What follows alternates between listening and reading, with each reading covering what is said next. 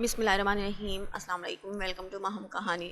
Please novel کو like کر دیجئے، اگر آپ نے ابھی تک چینل کو سبسکرائب نہیں کیا تو سبسکرائب کر دیجئے اور کمنٹ باکس میں اپنی رائے ضرور دیا کیجئے۔ چلتے ہیں ناول کی طرف۔ پورا راستہ بس وہ ایک لمحہ اس کی آنکھوں میں گھومتا رہا، آنکھیں ضبط سے لال ہو گئیں۔ وہ ونڈو سے باہر گزرتے مناظر کو دیکھنے لگا، لیکن دھیان اس کا ابھی بھی اسی ٹیبل پر تھا جہاں عزا اور عاشر بیٹھے ہوئے تھے۔ ولیمے سے فارغ ہو کر وہ سب حویلی آ گئے تھے۔ راحمہ بیگم واپس جا چکی تھیں۔ سب نے ان کو روکنے کی کوشش کی لیکن وہ حویلی جانے کو تیار نہیں تھیں۔ پھر زریان نے ان کو اپنے گارڈز اور ڈرائیور کے ساتھ بھجوا دیا تھا۔ ابھی سب لوگ لاؤنج میں بیٹھے تھے۔ عاشر بھی آج داماد ہونے کے فرائض نبھا رہا تھا۔ عزا بھی پرسکون سی بیٹھی تھی۔ حالے بھی وہیں ابھی تک اسی حالت میں بی جان کی گود میں سرخیز ہو گئی تھی، کیونکہ ہیل کی وجہ سے اس کے پاؤں میں موچ آ گئی تھی تو اس سے چل پانا مشکل تھا۔ مرد باہر کے سارے کام نپٹا کر ابھی وہاں آ کر بیٹھے تھے۔ عزا انا بیٹا اپنے کمروں میں جاؤ، تھک گئی ہوں گی، دونوں اس حالت میں زیادہ بیٹھنا ٹھیک نہیں ہے۔ روحان جاؤ حالے کو روم میں لے جاؤ، اس سے چلا نہیں جا رہا، اس کے پاؤں میں درد ہے، بچی تھک گئی ہے۔ بی جان نے روحان کو مخاطب کیا جو خود شاید اسی انتظار میں تھا۔ مسکراتے ہوئے جلدی سے اٹھا اور اسے بازوؤں میں اٹھا لیا۔ خود کو ہوا میں محسوس کر کے اس نے جھٹ سے آنکھ کھولی اور اس نے جلدی سے روحان کی گردن میں دونوں بازو ڈال دیے، کہیں گر نہ جائے۔ اچھے سے تھام لو خرگوش، آج تو میں تمہیں اچھے سے کھانے والا ہوں۔ اس نے حالے کے کان میں سرگوشی کی۔ موم! حالے نے گھبرا کر فائزہ بیگم کو آواز دینے کی کوشش کی۔ روحان نے جلدی سے اس کی کمر میں چوٹی کاٹی تو وہ سی کر کے رہ گئی تھی۔ سب کے چہروں پر دبی دبی سی مسکراہٹ تھی۔ رک جاؤ روحان عالم! ابھی وہ آگے بڑھتا کہ اس آواز پر چونکا تھا اور مڑ کر اسے دیکھا تھا۔ سب کی نظریں بھی دروازے پر ٹکی تھیں، کچھ چہروں پر حیرانی تو کچھ میں پریشانی واضح تھی۔ بی جان کے کہنے پر وہ کمرے میں آ گئی تھی۔ عاشر پہلے سے ہی کمرے میں موجود کسی سے فون پر محض گفتگو تھا، اسے آتے دیکھ کر فون بند کر دیا اور سیدھا ہو کر لیٹ گیا تھا۔ عزا اس کی حرکت پر ابھی تک نظر اٹھانا مشکل ہو گیا تھا۔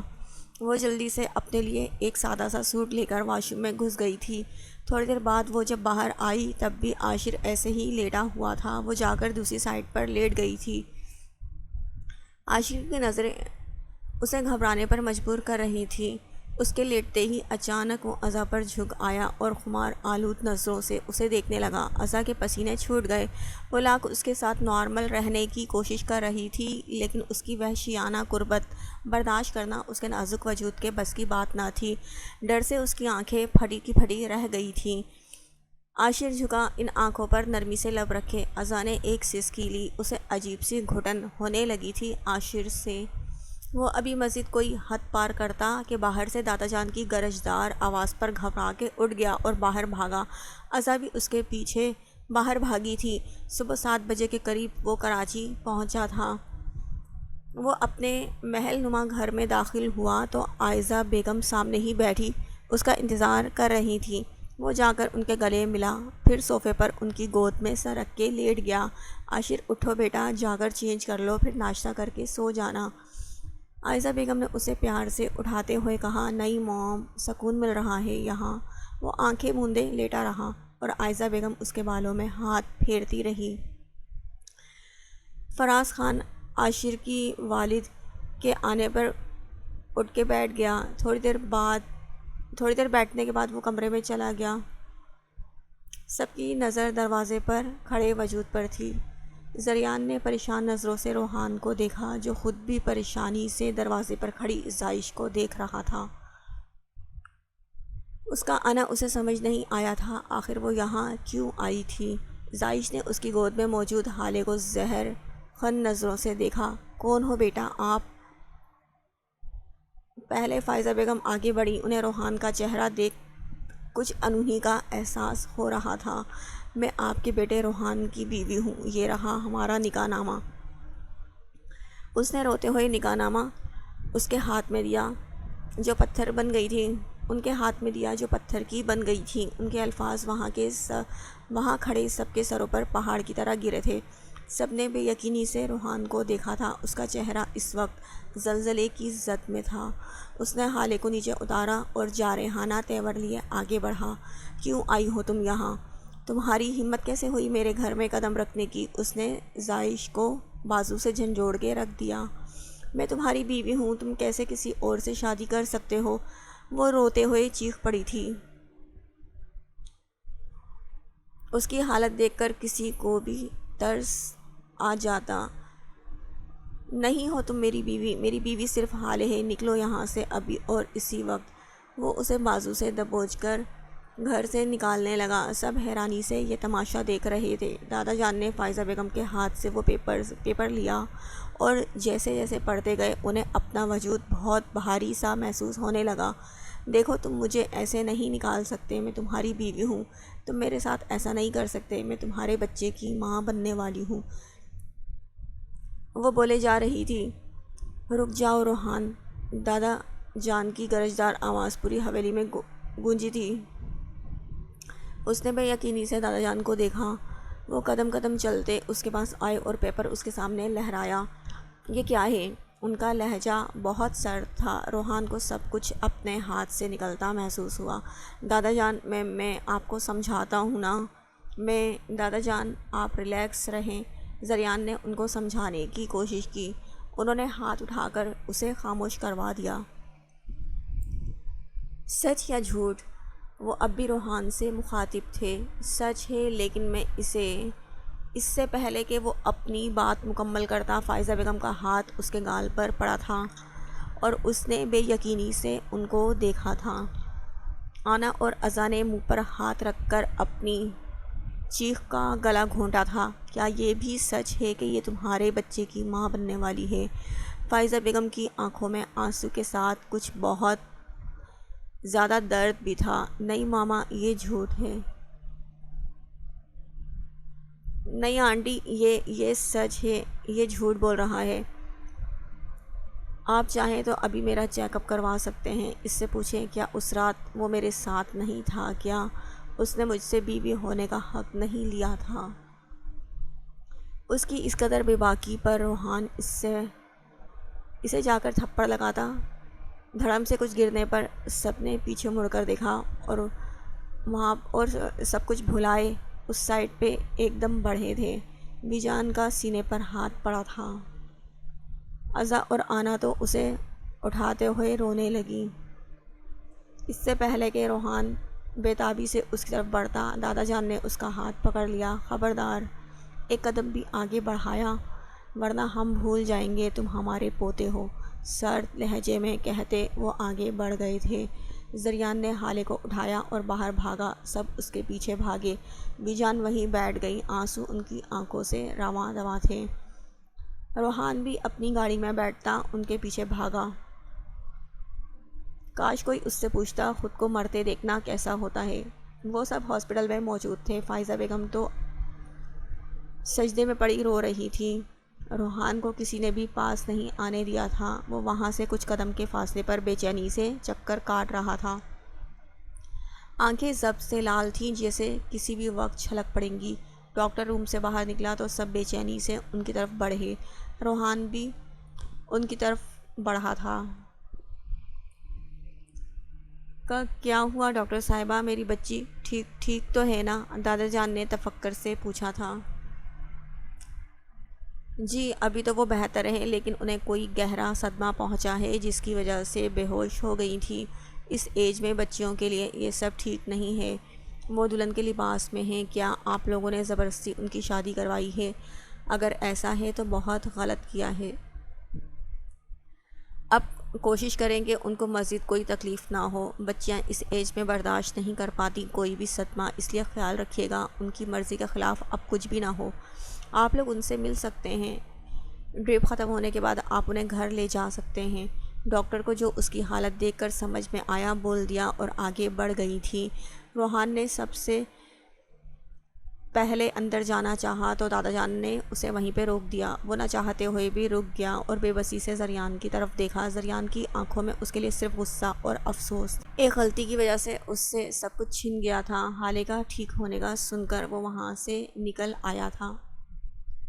فائزہ بیگم، آنا اور ازا سب سے پہلے اندر گئیں اور اس کے ارد گرد بیٹھے۔ حالے فائزہ بیگم کی آواز میں بے انتہا تڑپ تھی۔ ازا اور آنا کے آنسو نکل آئے۔ بچے، اپنی ماما کو معاف کر دو۔ حالے جو آنکھیں بند کیے بیٹھی تھی ان کی آواز میں تڑپ گئی، جھٹ سے آنکھیں کھولی اور ان کے ہاتھ تھام کر ہونٹوں سے لگا لیے۔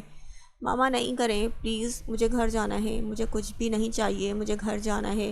بس وہ بچوں کی طرح رونے لگی۔ جب وہ گھر آیا تو زائش لاؤنج کے ایک صوفے پر بیٹھی ہوئی تھی اور بی جان بھی ابھی تک اسی حالت میں بیٹھی ہوئی تھی۔ چٹاخ چٹاخ اس کے دونوں گالوں پر تھپڑ جڑ دیے۔ وہ زائش کی طرف بڑھا اور کھینچ کر 2 تھپڑ اسے جڑ دیے۔ بی جان بھی گھبرا گئی۔ زائش ابھی بھی ڈھٹائی سے اسی کو دیکھ رہی تھی۔ تمہاری ہمت کیسے ہوئی یہاں آنے کی؟ روحان بالوں سے پکڑ کر اسے کھڑا کیا اور اپنی سرخ آنکھیں اس کی آنکھوں میں گاڑ دیں۔ ایک پل کو زائش بھی گھبرا گئی تھی۔ میں تمہاری بیوی ہوں، تم میری بیوی نہیں ہو۔ میں تمہیں طلاق دے چکا ہوں۔ اگر پھر بھی تمہیں لگتا ہے تم میری بیوی ہو تو میں روحان عالم تمہیں طلاق دیتا ہوں، طلاق دیتا ہوں، طلاق دیتا ہوں۔ اس کی دہاڑ حویلی میں داخل ہوتے سب نے سنی تھی۔ حالے نے زور سے سہارے کے لیے زریان کا بازو دبوچا جو اسے سہارا دے کر اندر لا رہا تھا۔ میرے پیٹ میں تمہارا بچہ ہے روحان عالم، تم مجھے بھلے طلاق دے دو لیکن اپنی اس اولاد کا کیا کرو گے؟ زائش نے ایک نظر حالے پر ڈالی، پھر روحان کی آنکھوں میں آنکھیں گاڑے کہا۔ نہ جانے کیوں روحان کو اس کی آنکھوں میں تمسخر صاف نظر آیا۔ بھیا ان سے کہیں کہ یہاں سے چلے جائیں ورنہ میں خود کو ختم کر دوں گی۔ حالے نے روحان کی طرف انگلی کرتے ہوئے اٹکتے ہوئے زریان سے التجا کی۔ حویلی کا ہر فرد پریشان تھا۔ حالے میری بچی ایسا مت بولو، بی جان نے اٹھتے اس کے پاس آتے کہا۔ بی جان اگر یہ یہاں رہیں گے تو میں خود کو ختم کر دوں گی، اس نے سخت مہری سے کہا۔ سب نے اپنی چھوٹی سی حالے کو دیکھا، یہ ان کی حالے تو ہرگز نہیں تھی۔ روحان اس کی عقل ٹھکانے لگانے جارحانہ انداز میں اس کے پاس پہنچا۔ اس سے پہلے کہ اس کو ہاتھ لگاتا زریان نے روحان کو دور کیا۔ تم ابھی جاؤ روحان، یہاں سے بعد میں بات کریں گے۔ زریان نے فی الحال معاملہ رفع دفع کرنے کی کوشش کی۔ نہیں بھیا میں نہیں جاؤں گا، حالے کے بغیر میں سانس نہیں لے پا رہا ہوں۔ میں کیوں نہیں؟ آپ لوگ کیوں نہیں سمجھ رہے؟ مجھ سے غلطی ہوئی ہے، میں مان رہا ہوں نا، لیکن یہ کیسے اپنی جان دینے کی بات کر سکتی ہے؟ یار اسے بولے مجھے خود سے دور نہ کرے، جو سزا دینی ہے دے دے لیکن خود سے دور نہ کرے، اس نے بہت بے بسی سے کہا۔ اس کے لہجے میں تڑپ، دکھ، ڈر کیا کچھ نہ تھا، لیکن اس دشمن جان نے ایک نظر بھی اٹھا کے اسے نہیں دیکھا۔ سب کی نظریں حالے پر ٹکی تھیں۔ جس نے آج تک کبھی اونچی آواز میں بات نہیں کی تھی وہ آج سب کے سامنے چیخ رہی تھی۔ روحان یہاں سے نکل جاؤ، اب تب تک تم شکل مت دکھانا جب تک حالے نہیں چاہے گی، ورنہ تم میرا مرا ہوا منہ دیکھو گے۔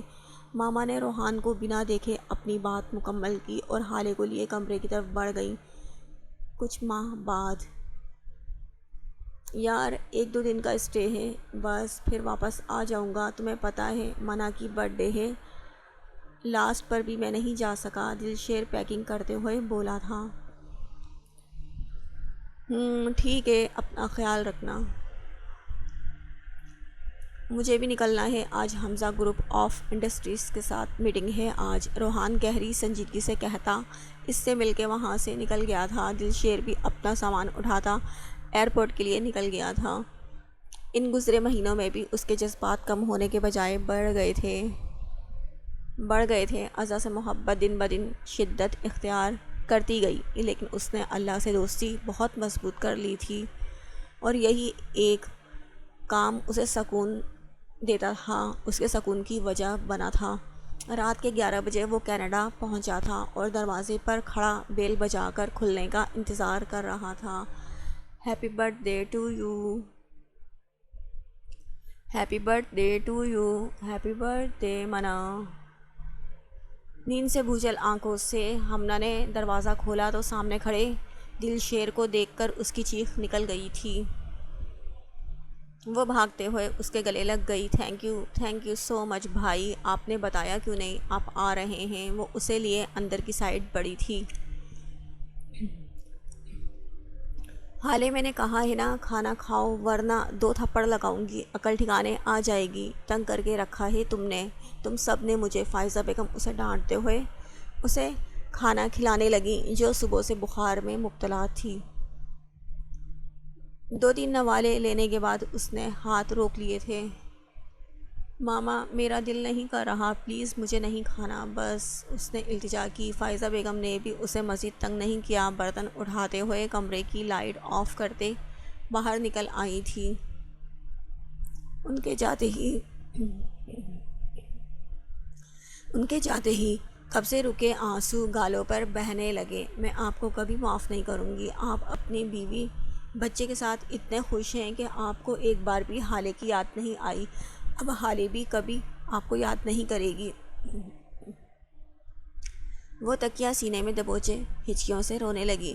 جب سے وہ گیا تھا یہی تو ہونے لگا تھا، ہر رات وہ ایسے ہی اس سے ناراضگی کا اظہار کرتی تھی، لیکن اسے روحان سے لاکھ ناراضگی کے باوجود اس کا کمرہ نہیں چھوڑا تھا۔ آج بھی وہ اس کے کمرے میں رہتی تھی، اسے کمرے کی ہر چیز سے روحان کی خوشبو آتی تھی، لیکن وہ پھر بھی روحان کو بلانے پر تیار نہیں تھی، نہ ہی روحان نے دوبارہ حویلی آنے کی کوشش کی۔